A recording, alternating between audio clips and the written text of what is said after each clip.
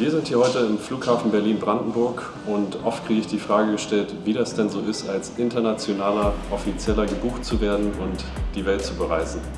Ist es eher ein Hobby oder ist es wirklich Arbeit? Im Endeffekt natürlich eine Mischung aus beiden und es kommt sehr darauf an, wie die Gegebenheiten sind, wie lange man fliegt und natürlich auch bei welcher Veranstaltung man arbeitet. Damit ihr einen Eindruck kriegt, wie ein solches Wochenende abläuft, werden wir euch mit zu Octagon MMA in die Slowakei nehmen.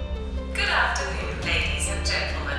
In a few minutes, we will begin boarding your Austrian Airlines group flight to Vienna.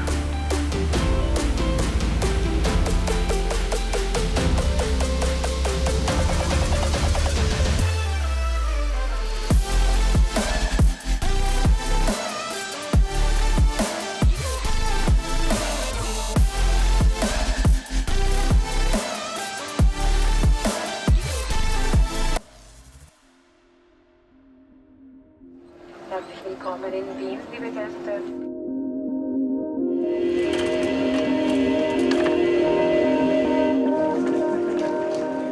Besonders angenehm ist es natürlich, wenn man zusammen mit anderen Offiziellen reisen kann. Heute haben wir zum Beispiel Gerd Richter mit dabei von der Gemma. Da kann man natürlich dann schon Gespräche führen, sich austauschen über vergangene Events, über das anstehende Event natürlich und auch über aktuelle Gegebenheiten. Was die Timings der Flüge angeht, ist es in der Regel so, dass man am Tag vor der Veranstaltung eingeflogen wird und am Tag nach der Veranstaltung zurückfliegt. Bei sehr langen Flügen in andere Kontinente und mit Zeitverschiebung kann es auch sein, dass man mal 2 Tage vorher anfliegt, um die ganze Zeitverschiebung zu verarbeiten, aber das ist auch eher selten der Fall.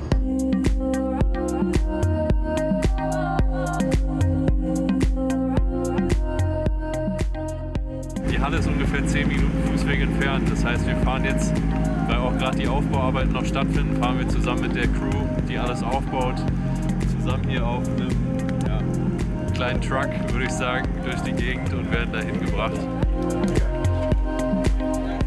Es ist noch nicht ganz final aufgebaut, wie ihr vielleicht gleich sehen werdet, wenn wir hier rumlaufen. Aber wir machen das oft so, dass wir vorher mal in die Halle gehen, uns umgucken, wie sind die Laufwege, besonders auch für die Referees, wo werden die Judges platziert. Auch so einfache Dinge, wo ist überhaupt die Toilette, damit man nicht irgendwie 10 Minuten suchen muss, wenn die Show schon angefangen hat. Es wird hier sicherlich mal ein Probelauf stattfinden, das heißt, es wird einmal durchgegangen, wenn die blaue Ecke reinkommt, die rote Ecke, wie die ganzen Kameras positioniert werden sollen. Am Vorabend hat man in der Regel nicht mehr allzu viel zu tun, man lässt den Abend einfach ausklingen, unterhält sich noch mit dem einen oder anderen. Wichtig ist natürlich, dass man als Offizieller sich immer ein bisschen zurückhält. Das heißt, auch in Bezug auf die Coaches und Athleten, natürlich, wenn man die jeweilige Person kennt, kann man mal kurz Hallo sagen, na, wie geht's?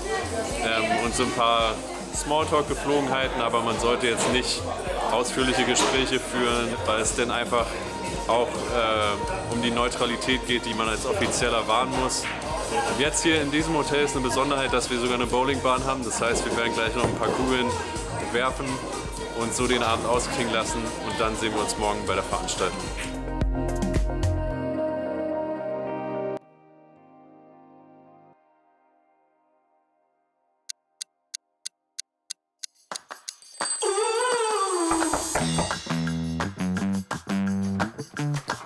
Guten Morgen, wir waren gerade beim Frühstück und die Vormittagszeit vor dem Event hat man oft frei und da kann man die Zeit nutzen, um zum Beispiel ins Gym zu gehen, was ich sehr gerne mache, weil die Tätigkeit als Judge ja eher mental ist und man viel sitzt, ist es ganz gut, einen körperlichen Ausgleich zu haben.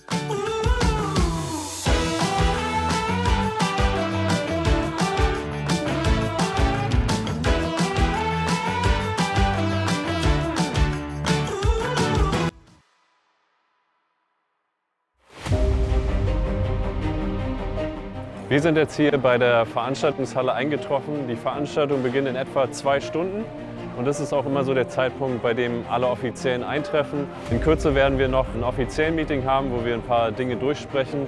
Doch jetzt gehen wir erstmal zum Cage, checken die Area und bereiten uns schon mal vor und dann geht's richtig los.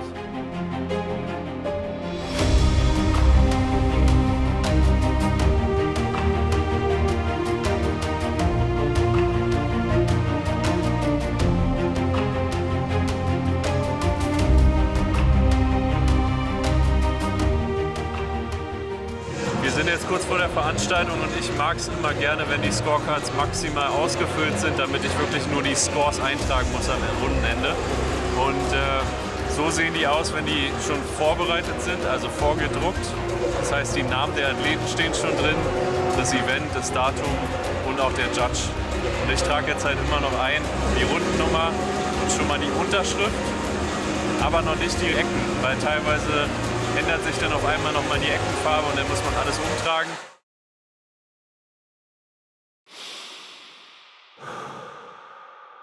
Guys, you know the rules. Fight fair, hard, and go back to your corner. Good luck.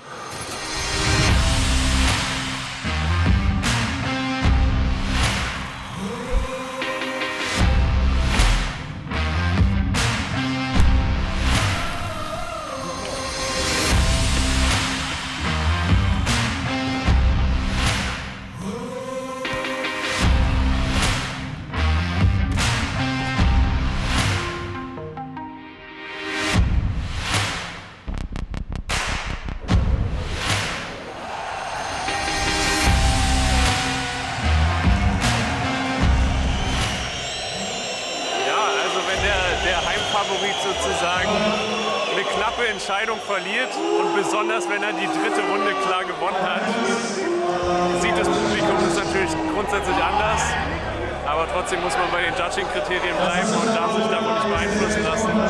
Deswegen, wir haben alle Runden gleich gesehen und das Ergebnis ist, denke ich, legitim.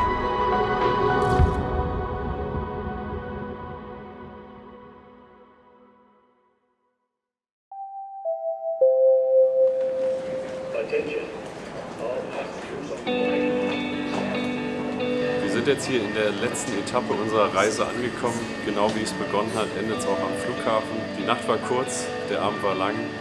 Wir hatten ungefähr 5-6 Stunden Schlaf. So ist es in der Regel immer. Man fliegt auch in der Regel oft früh zurück, damit man überhaupt noch was vom Sonntag hat. Und insgesamt, denke ich, hatten wir ein wunderbares Wochenende. Wir hatten gestern eine super Veranstaltung. Viele Decisions, aber auch gute Finishes. Am Ende hat der Hometown Favorite verloren und das hat einigen Fans nicht gefallen. Und auch im Bereich Social Media gibt es da einiges an Kritik. Aber auch das ist der Alltag von einem Punktrichter. Das darf man nicht zu sehr an sich herankommen lassen. Vielen, vielen Dank an Octagon MMA. Es war uns echt eine Freude, dass wir hier mal die Eindrücke mitnehmen konnten. Wir hoffen, euch hat der Content gefallen. Like gerne, abonniert und lasst uns ein paar Kommentare da. Bis bald.